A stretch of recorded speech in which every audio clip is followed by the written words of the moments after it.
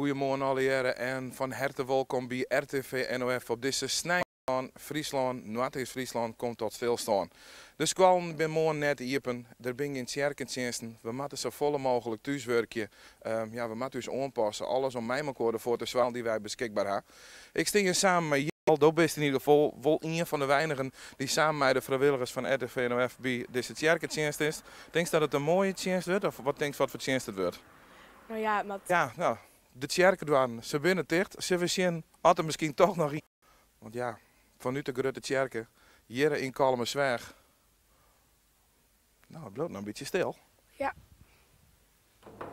Daar gaat dan door hier. Hey, Goedemorgen. Bouke en Jitse, goedemorgen. Welkom in de kerk. Dank. In heel Nederland heb ik jullie hulp nodig, dus ik zou zeggen, kom binnen. Ja. Wij komen mee en we wensen elkaar een goede en gezegende dienstdag.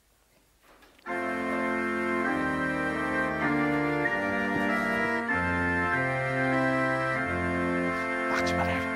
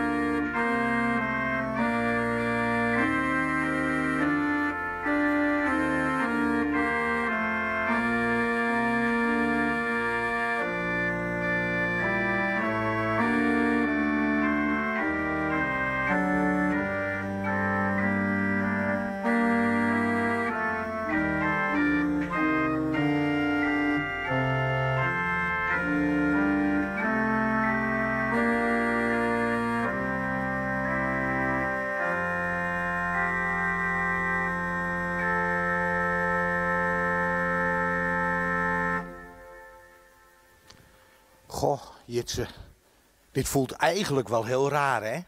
Ja, heel raar. We zijn dit niet gewend, hè, zo. Nee, het is heel anders en zo. En er is geen publiek en ja.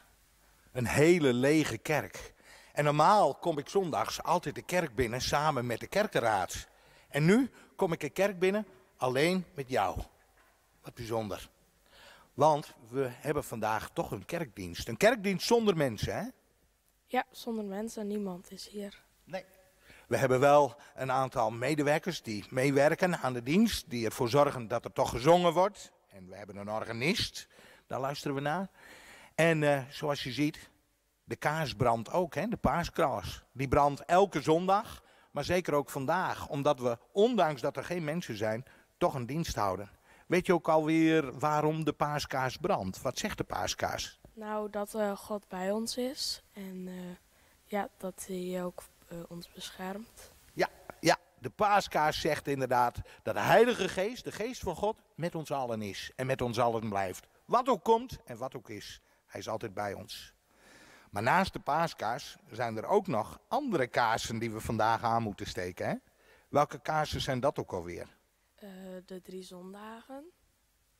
De 3 zondagen van de 40 dagen tijd. Hè? Elke zondag van de 40 dagen tijd steken we nieuwe kaarsen aan.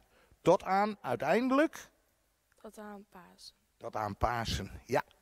Ik wil jou vragen om die 3 kaarsen aan te steken vanaf de paaskaars.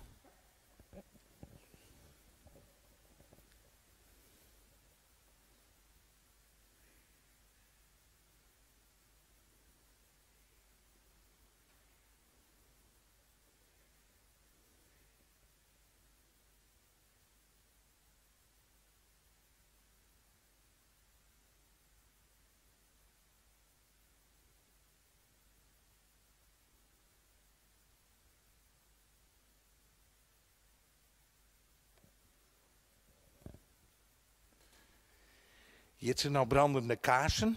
We kunnen met de dienst beginnen. En wij samen wensen met iedereen die aan de dienst meewerkt, alle mensen ook thuis, een hele fijne dienst, of niet dan? Ja. Dankjewel voor je medewerking. We gaan beginnen met de dienst.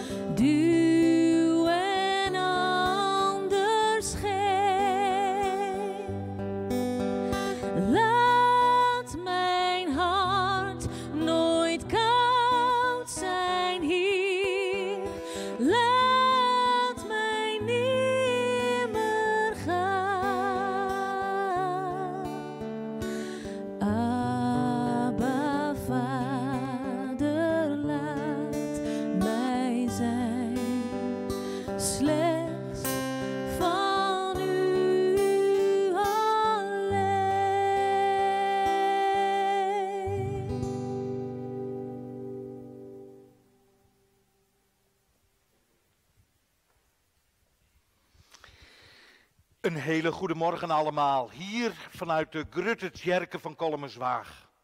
Een zo andere zondag dan anders. Lege kerken alom door de impact van het coronavirus. En dus ook hier in Kolmenswaag een lege kerk. Waar wij in samenwerking met RTV NOF vanmorgen toch een kerkdienst houden. Met u als volgers van de livestream. Velen hebben te kennen gegeven deze dienst te zullen volgen. Van de Westreen tot aan Semar. Van Kolmenswaag tot aan Drachten. Van Buitenpost tot aan Peersens Moddergat. Een breed scala aan volgers dus vanmorgen wat dat betreft. Ondanks dat we niet op éénzelfde plek zijn met elkaar. Toch met elkaar verbonden in éénzelfde dienst. Waar dan ook vandaan, namens RTV NOF, Ate en Bettina Griepstra, Bouke Hoekstra en mijzelf. Wees welkom in deze bijzondere dienst op deze 15e maart en derde zondag in de 40 dagen tijd. Vervolgen wij deze dienst met een moment van stil zijn. Een stil zijn om tot rust te komen. Een stil zijn om God te vinden. Een stil zijn om te voelen en te ervaren dat wat is. We zijn een ogenblik stil.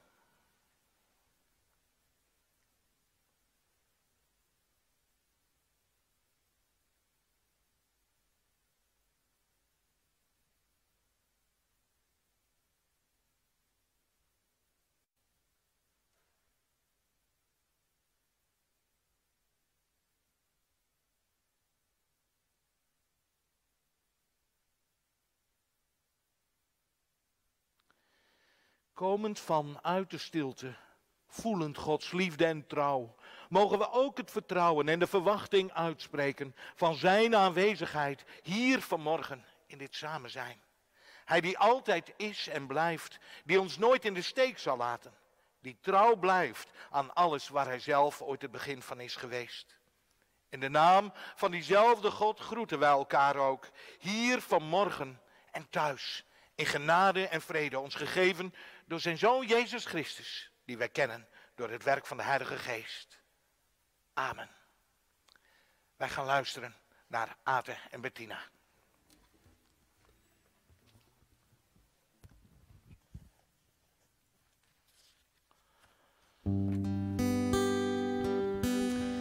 Wat is het makkelijk om in dit soort tijden, als er een crisis uitbreekt, te kijken op de situatie om ons heen. Op de dingen die voor ogen zijn. Om angst toe te laten, je te laten verlammen. Naar de winkel te rennen om boodschappen te halen, omdat je bang bent dat je tekort komt. En wat is het dan belangrijk om er bewust voor te kiezen, om je ogen op te heffen naar de hemel en om het van God te verwachten. Je niet door angst te laten leiden, maar naar Hem te kijken.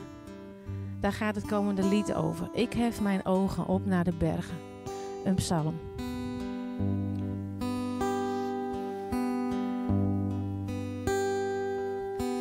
Ik hef mijn ogen op naar de bergen. Waar komt mijn hulp vandaan? Ik hef mijn ogen op naar U, Heer, die mij bij zal staan. Ik hef mijn ogen op naar de bergen. Waar komt mijn hulp vandaan? Ik hef mijn ogen op naar U, Heer, die mij bij zal staan. Mijn hulp is van U, Heer, die alles heeft gemaakt. U zult voorkomen dat ik wankel of val. U bent mijn beschermer, die over mij waakt, die niet sluimeren of slapen zal.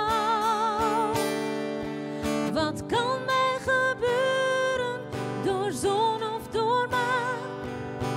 U bent mijn schaduw, U bent er altijd.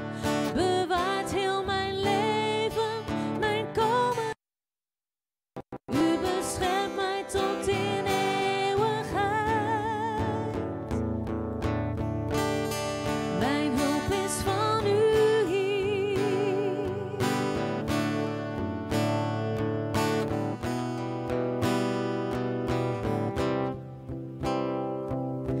Ik hef mijn ogen op naar de bergen.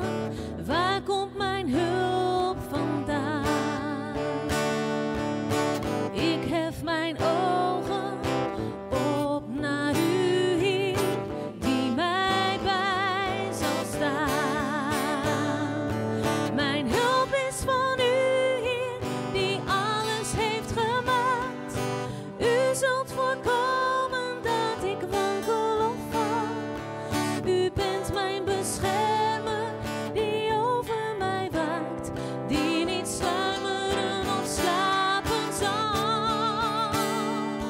Wat kan mij gebeuren, door zon of door maan? U bent mijn schaduw, U bent er altijd.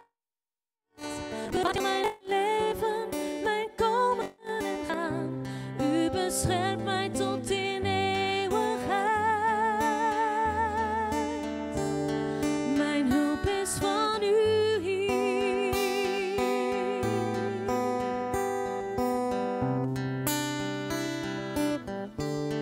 Mijn hulp is van U, Heer. Oh, van U.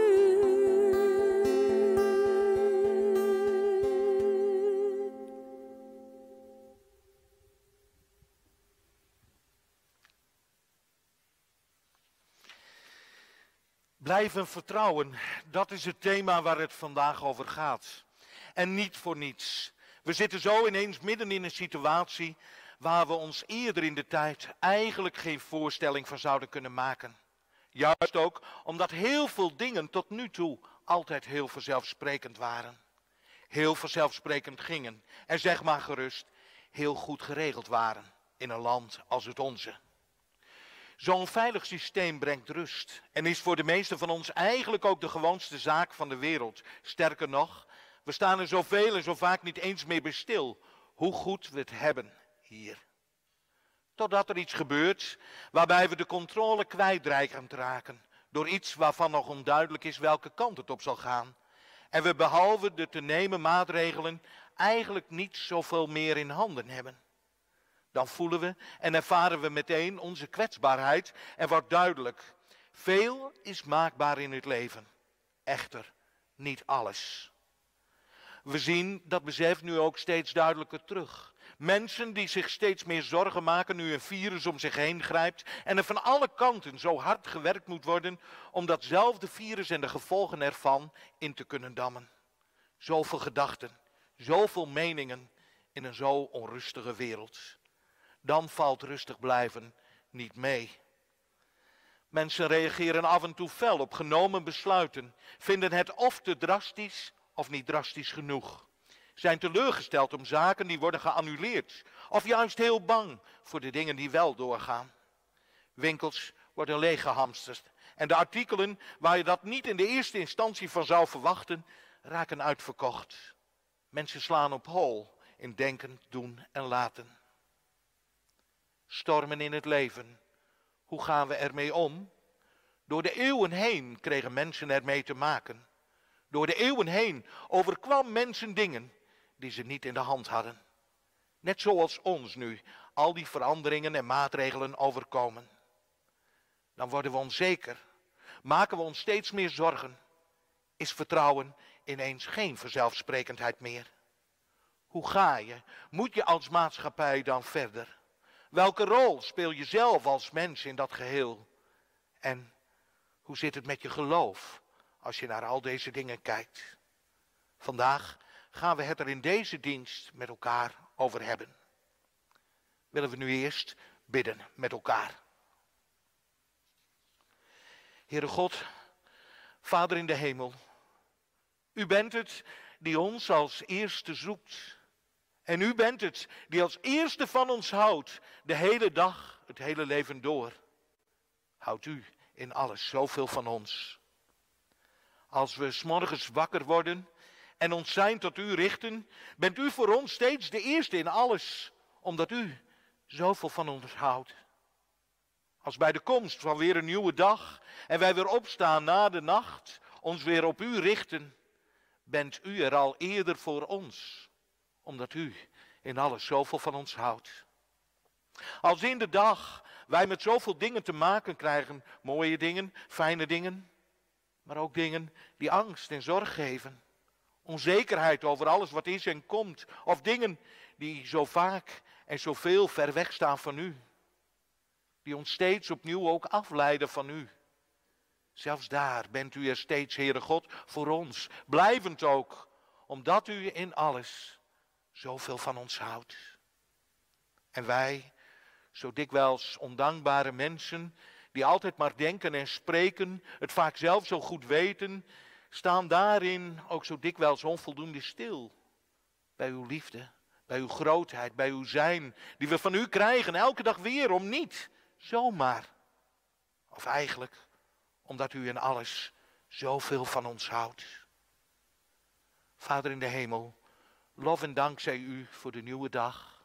Lof en dank zij u voor al uw goedheid en trouw in ons leven tot nu toe.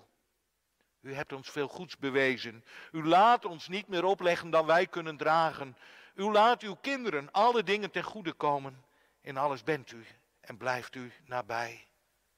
Uw naam alleen zij geprezen.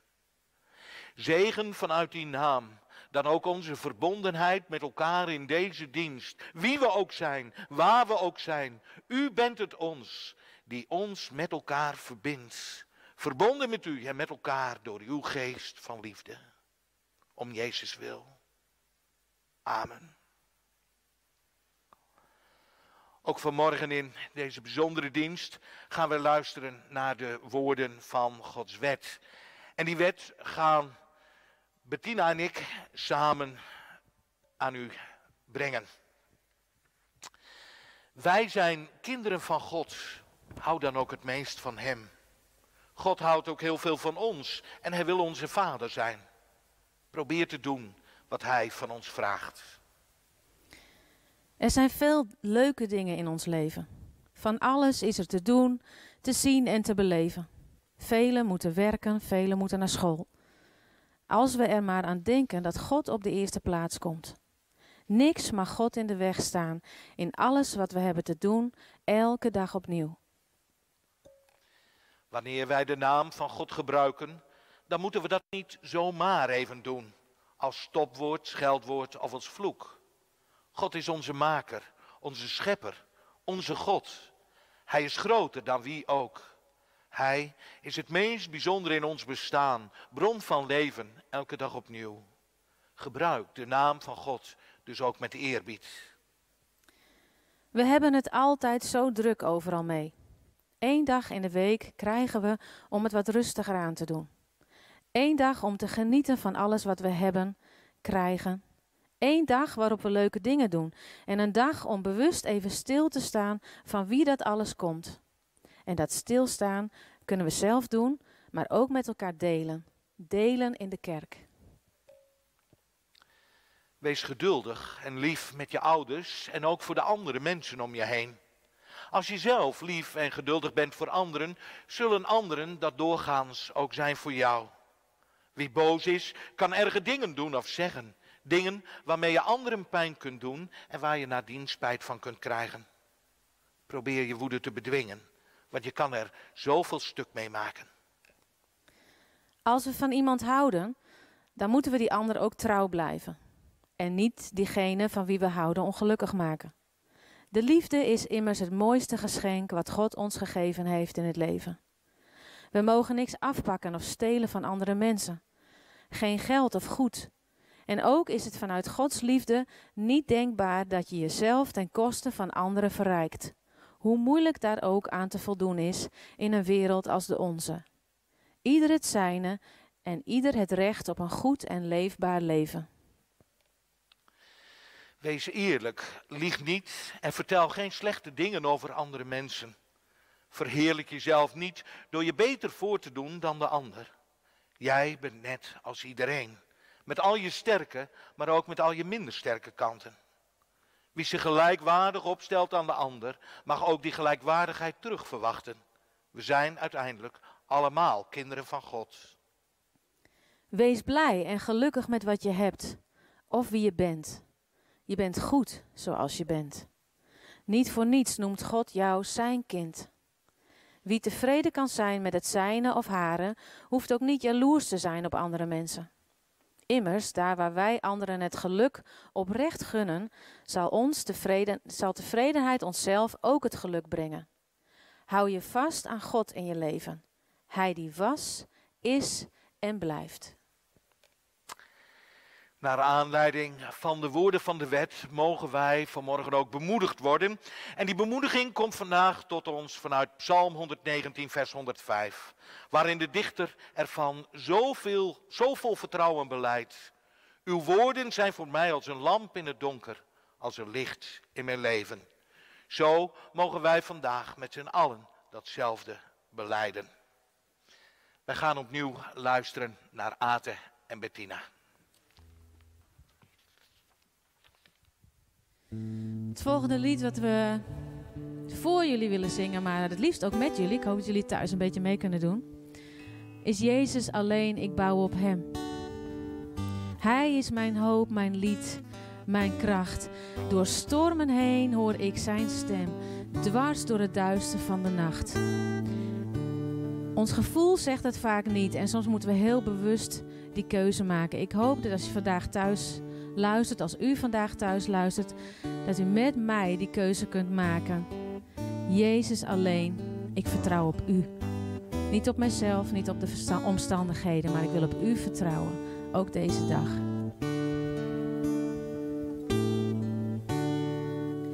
Jezus alleen, ik bouw op Hem.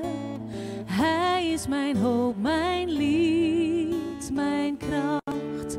Door stormen heen hoor ik zijn stem, dwars door het duister van de nacht.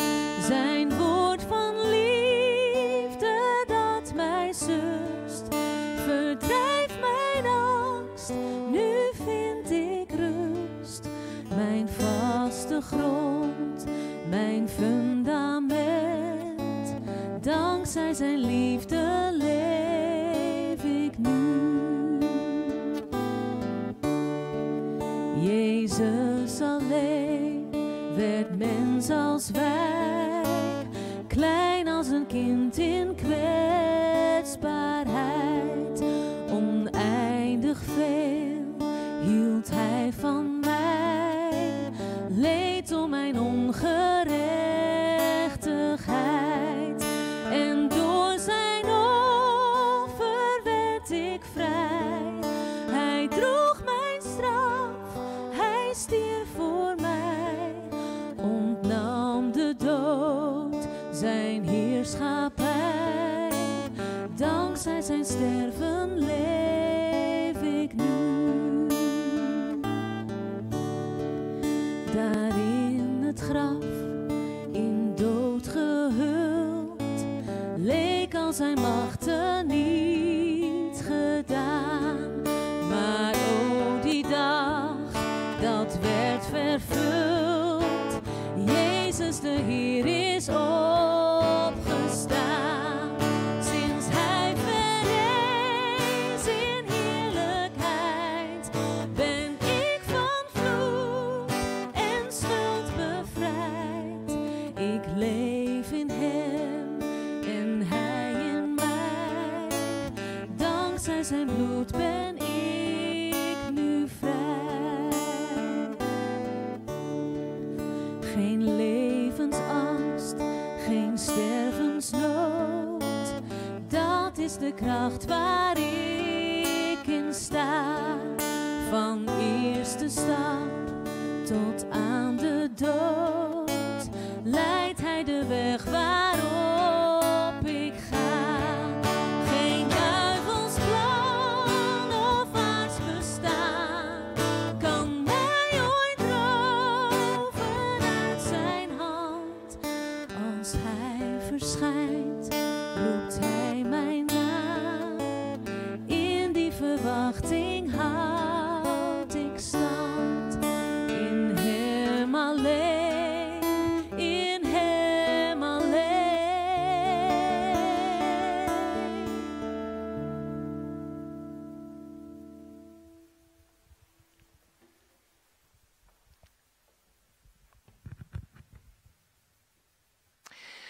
We hebben in de voorbereiding voor deze dienst gekozen uit 2 schriftlezingen. Een schriftlezing uit het Oude Testament en het Nieuwe Testament. En Bettina en ik zullen ook samen die schriftlezingen doen. De eerste lezing komt uit Psalm 91, de versen 1 en 2. En die zal door mij worden gedaan. En de tweede lezing uit Marcus 4, vers 35 tot 41 wordt gedaan door Bettina. Ik begin nu met Psalm 91, waar geschreven staat: ik vertrouw op de Heer. Bij de Heer ben ik veilig. Hij is de Allerhoogste God. Bij hem vind ik rust. Hij is de machtige God. En daarom zeg ik tegen hem: u beschermt me. Ik hoef niet bang te zijn. Op u vertrouw ik. Marcus 4, vers 35 tot 41. 'S Avonds zei Jezus tegen zijn leerlingen: kom, we varen naar de overkant van het meer. Jezus zat al in de boot. Ze gingen weg terwijl de mensen achterbleven bij het meer. Er gingen ook nog andere boten mee. Toen begon het hard te stormen. De golven sloegen over de boot en de boot liep vol water. Jezus lag achter in de boot op een kussen te slapen. De leerlingen riepen: meester, word wakker. Doe toch iets, straks verdrinken we. Jezus werd wakker. Hij zei streng tegen de wind en het water: hou op, wees stil. Het hield op met waaien en het water werd helemaal rustig. Jezus zei tegen de leerlingen: waarom waren jullie zo bang? Hebben jullie nog steeds geen geloof in mij? De leerlingen schrokken en waren diep onder de indruk. En na de lezingen gaan we nu opnieuw luisteren naar Ate en Bettina.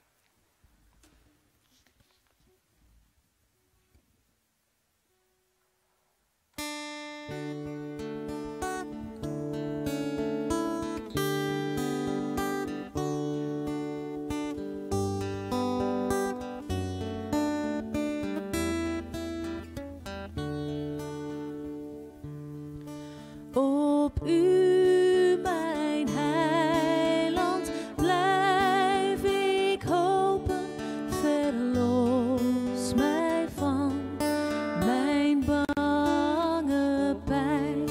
Zie, heel mijn hart staat voor u open en wil, o Heer, uw tempel zijn.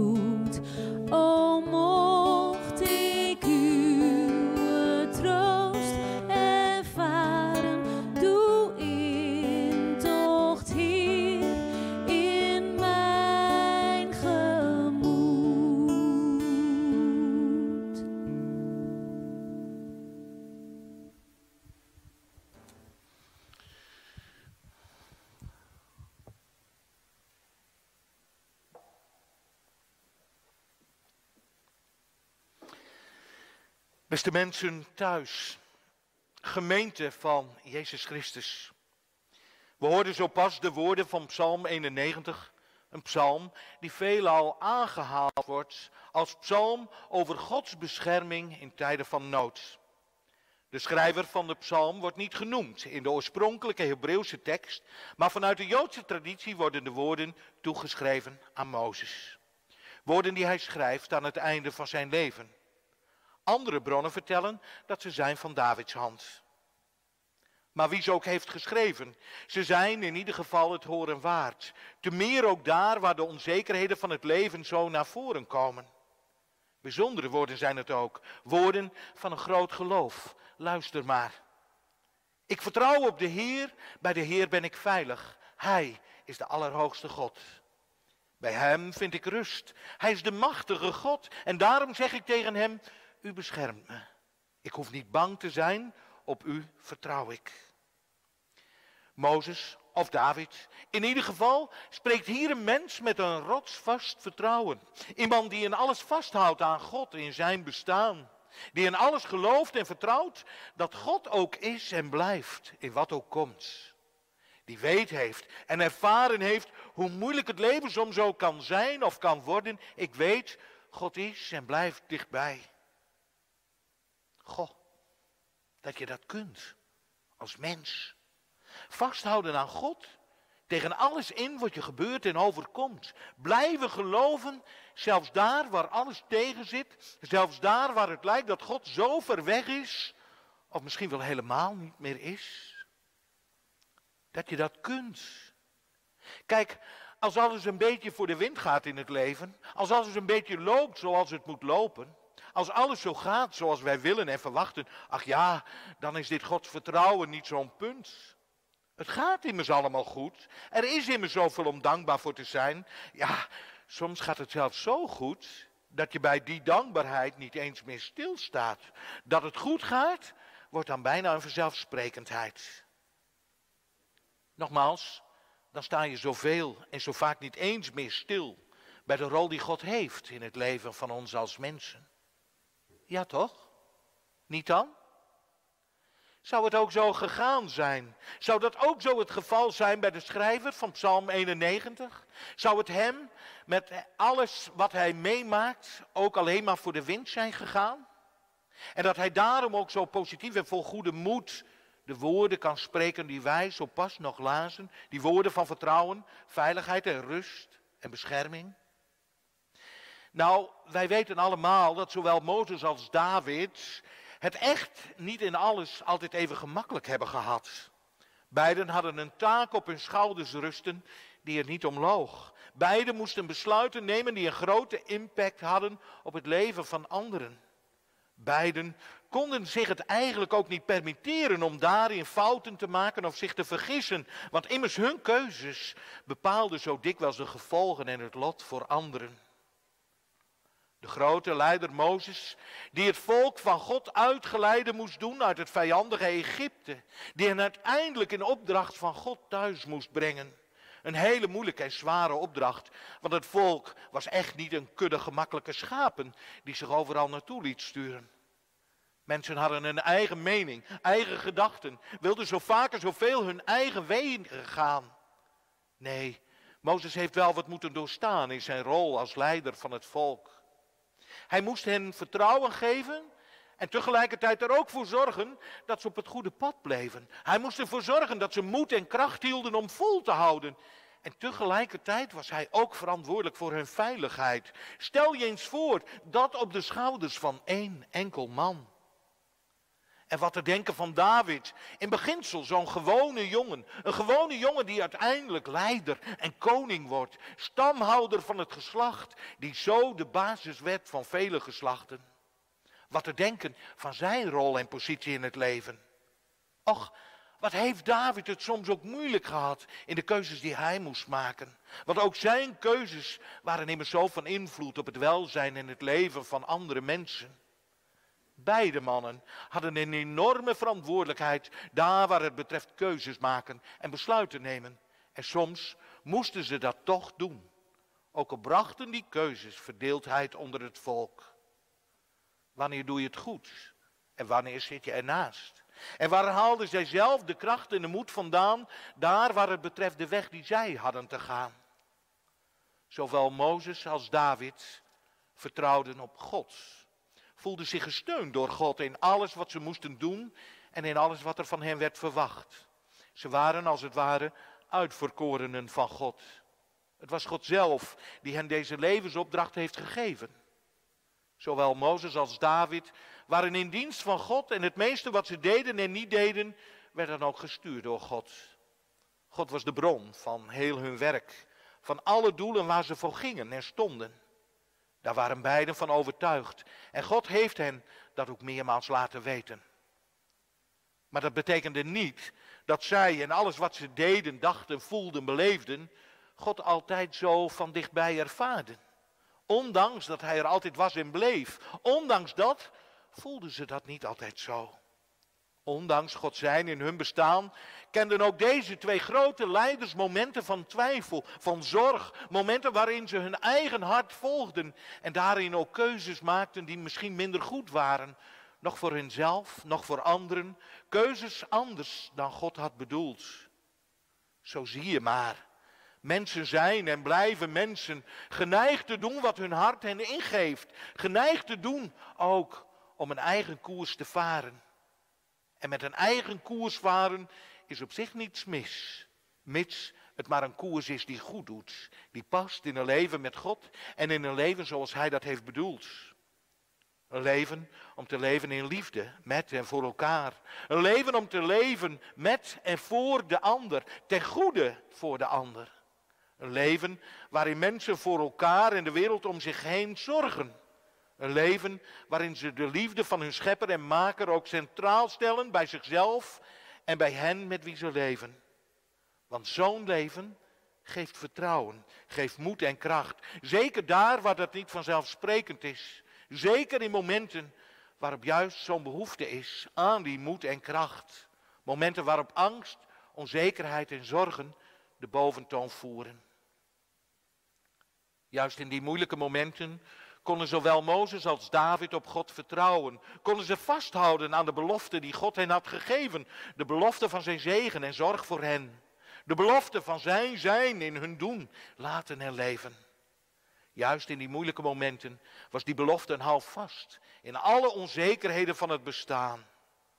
Daar waar ze bij niemand anders nog terecht konden, daar was nog altijd God die naast hen stond en met hen meeging.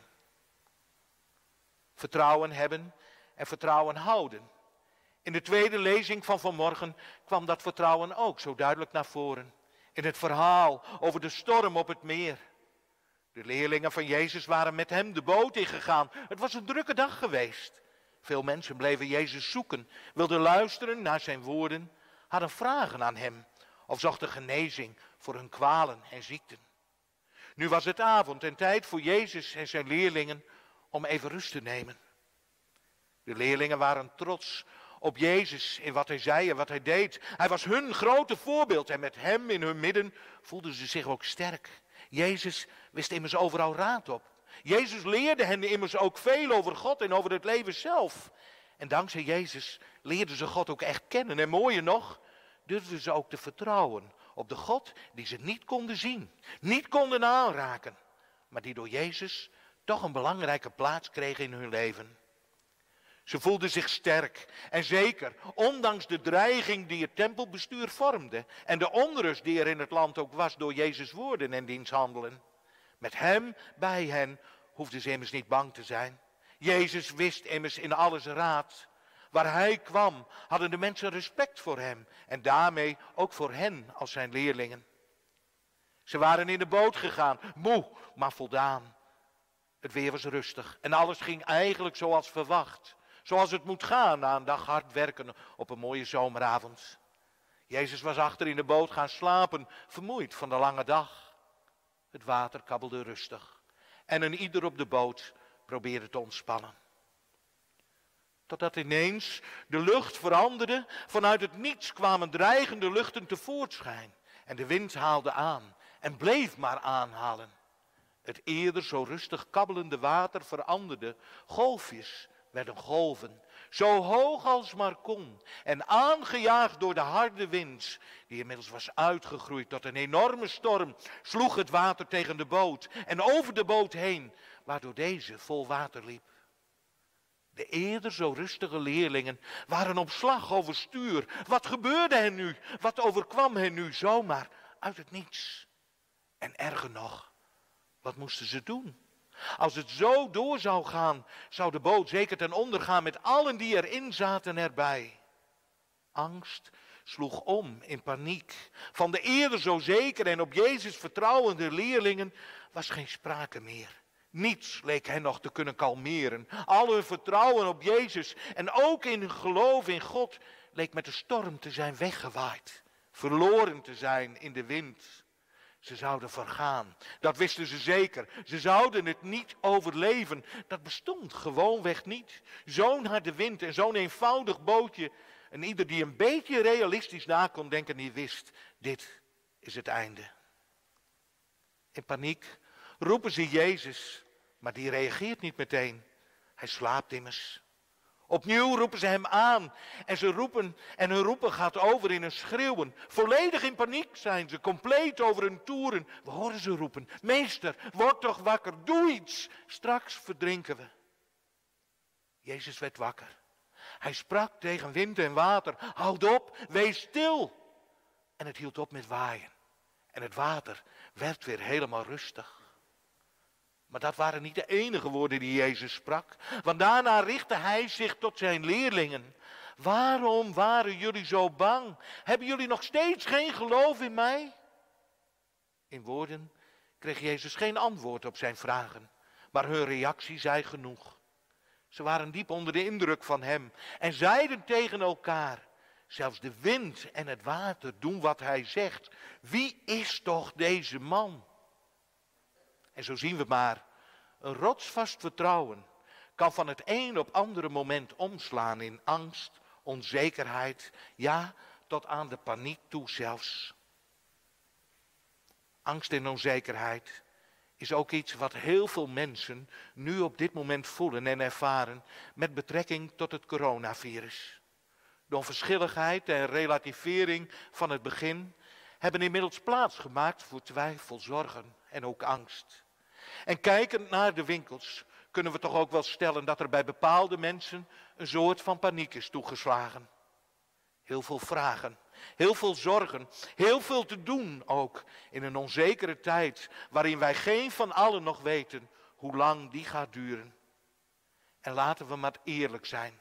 Wat zouden we in deze situatie ook graag Jezus bij ons hebben? Jezus die ook deze storm in ons leven tot rust brengt. Het liefst zouden we hebben dat hij als het ware het virus stopt. Dat hij als het ware laat zien hoe sterk en krachtig hij is in God.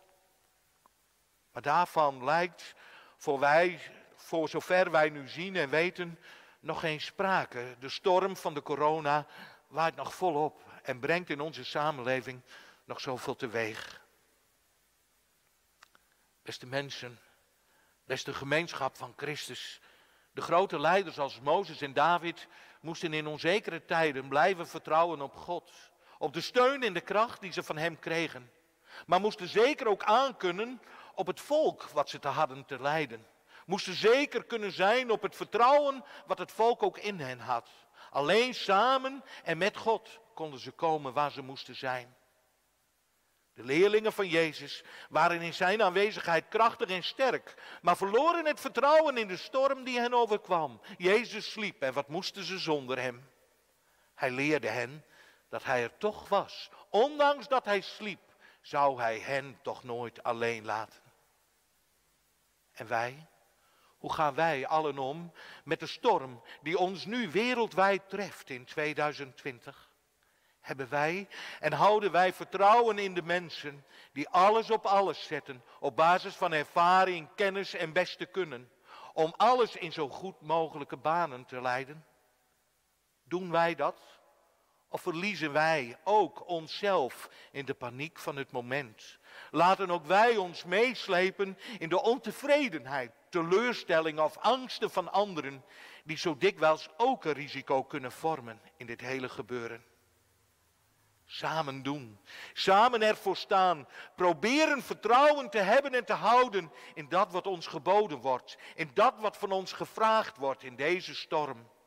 Hoe groot de twijfel ook, hoe bang ten diepste misschien ook, alleen samen kunnen we deze storm aan. Alleen samen kunnen we ervoor zorgen dat we in dit alles ons vertrouwen niet verliezen. En ik wil in ieder dan ook vragen om, in alle onrust die er is en in alles wat nog komt, proberen om rustig te blijven. Hoe moeilijk ook. En de adviezen die ons ter oren komen op te volgen. Adviezen van hen die wij in deze dagen zo hard nodig hebben.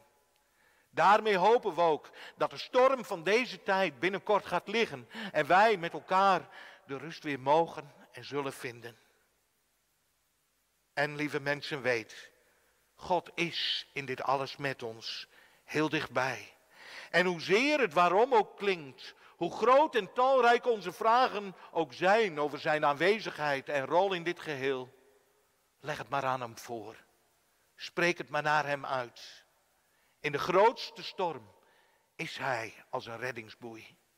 Zelfs in de grootste storm laat hij niet los. Nog in leven, nog in sterven, nog bij ziekte, nog bij dood.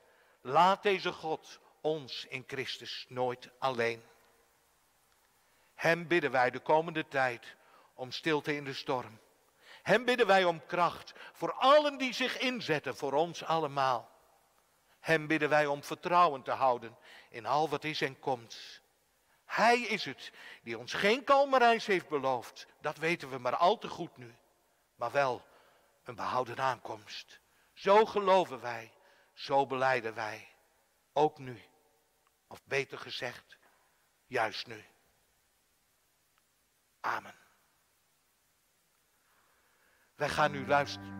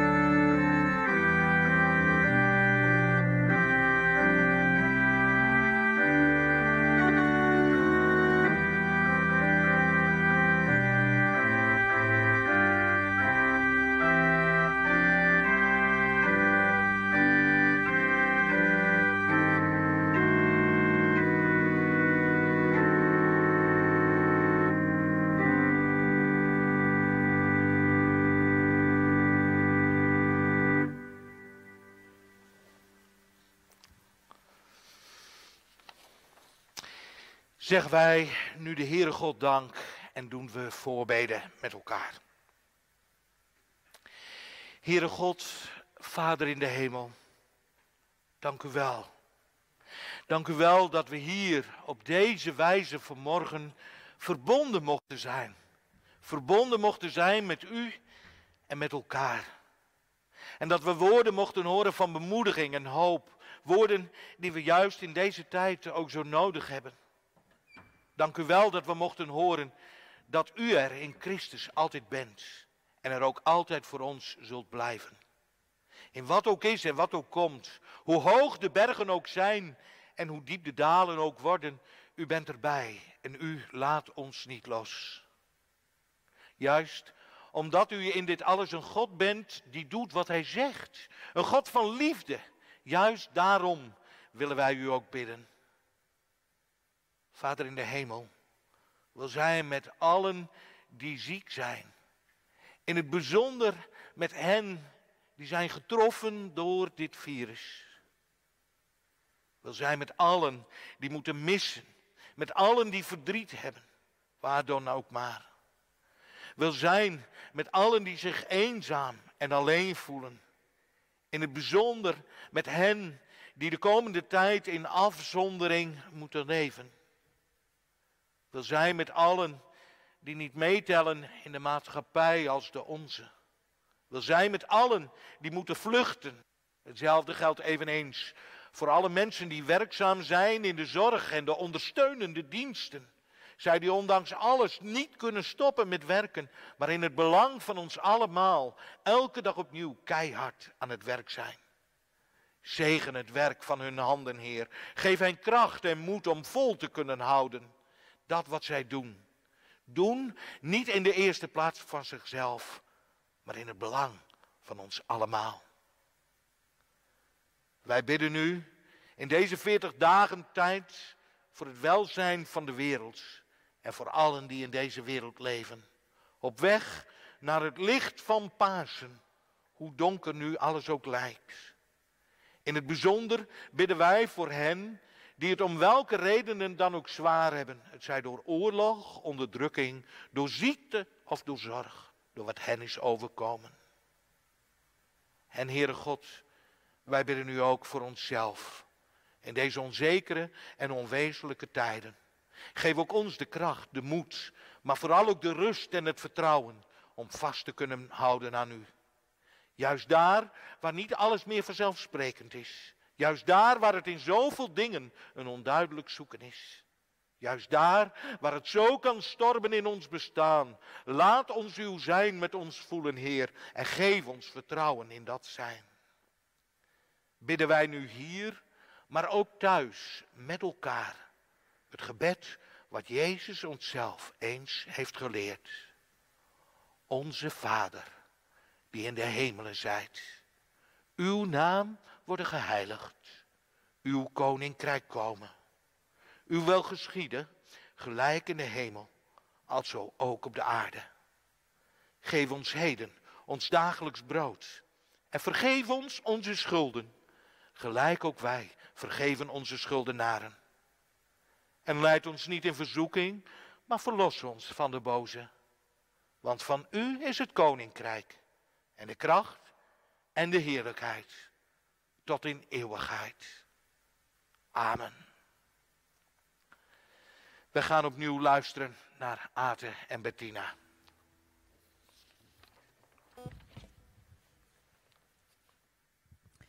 Het laatste lied alweer, wat wij willen zingen. Het is een Engels lied. We hebben nu heel veel voorbij horen komen over de storm en over de omstandigheden waar je in kunt verkeren. En Jan noemde het net ook al even dat we koers moeten houden. En hoe doe je dat nou in die storm, koers houden? Nou, dit lied zegt heel mooi dat Jezus ons licht is. Hij is, in dit lied noemen ze hem zelfs de vuurtoren. Hij is ons baken, hij is ons lichtpunt waarop we ons mogen focussen. En de manier waarop we koers kunnen houden. Dus ja, daar gaat het lied over. My Lighthouse heet het.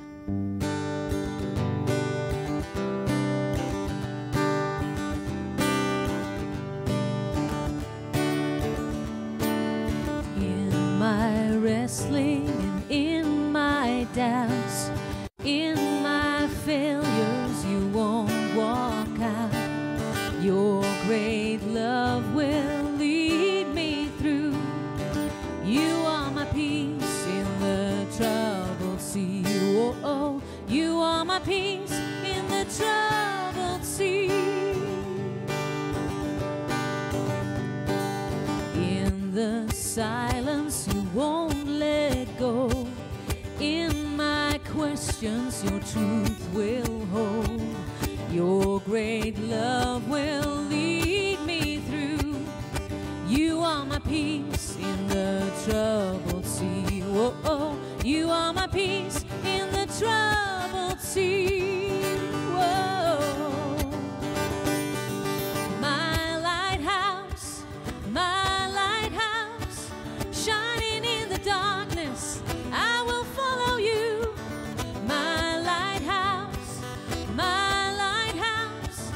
I will trust the promise. You will carry me safe to shore, safe to shore, safe to shore, safe to shore. I won't fear what tomorrow brings. With each morning I'll rise and sing. My God's love will lead me through. You are the peace in my troubled sea. Whoa, you are my peace in my troubled sea. My lighthouse, shining in the darkness, I will follow you. My lighthouse, I will trust the promise. You will carry me safe to shore,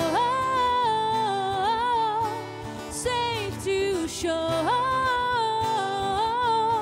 safe to shore, safe to shore. Fire before us, you're the brightest. You will lead us through the storm. Fire before us, you're the brightest. You will lead us through the storm. Fire before us, you're the brightest. You will lead us through the storm. Fire before us, you're the brightest. You will lead us through the storm.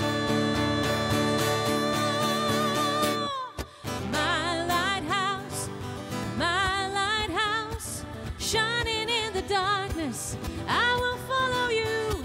My lighthouse, I will trust the promise. You will carry me. My lighthouse, shining in the darkness, I will follow you. My lighthouse, I will trust the promise. You will carry me safe to shore, safe to shore, safe to shore, safe to shore.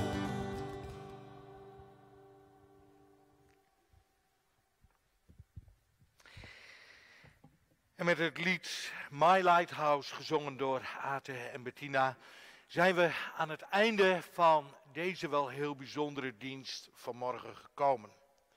Dat we ondanks alle aanpassingen toch een fijn samenzijn konden hebben. Fijn dat u er thuis op welke manier dan ook bij was. Een samenzijn met God en elkaar. Namens het team van RTV NOF, maar ook namens Ate en Bettina, namens Bouke Hoekstra en Jitse Pomstra en mij, dank voor het volgen van deze dienst. Fijn dat u erbij was. Rest ons u allen thuis nog een goede zondag te wensen en een goede week, ondanks alle zorg en onzekerheid die voor ons ligt. Als laatste wil ik u toch nog vragen om in alles te blijven bidden voor hen die dat zo nodig hebben. Voor hen die ziek zijn, voor hen die bang zijn. Voor hen die zich iedere dag, elk moment inzetten voor ons welzijn en leven. Benoem hen in uw gebeden, steeds opnieuw. Wij gaan nu met elkaar deze nieuwe week weer in. Wat die week ook zal brengen. We blijven vasthouden aan Gods belofte. Dat Hij in Christus met ons is en blijft, in wat ook komt of zal zijn. God laat ons in Christus nooit los. Hij is het die ons ook zijn zegen mee wil geven. Zijn zegen voor vandaag, morgen en heel ons leven door. De Heere God zegent ons en Hij behoedt ons. De Heere God doet zijn aangezicht over ons lichten en is ons genadig. De Heere God verheft zijn aangezicht over ons en geeft ons zijn vrede. Amen.